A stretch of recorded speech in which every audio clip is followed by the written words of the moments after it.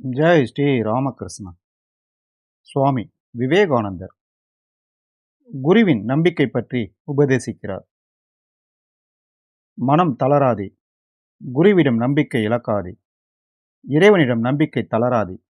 என் மகனே, இந்த மூன்றும் உன்னிடம் இருக்குமானால் உனக்கு எதுவும் தீங்கு செய்ய முடியாது. என் மகனே, கடவுளிடமும் குருவிடமும் அன்பும் உண்மையிடம் நம்பிக்கையும் இருக்கும் வரையில் உனக்கு எதுவும் தீங்கு செய்ய முடியாது. இவற்றுள் ஒன்று இல்லாமல் போனாலும் அபாயம்தான். இன்று நான் எதுவாக இருக்கிறேனோ அது என் குருதேவர் ஸ்ரீ ராமகிருஷ்ணரால் தான்.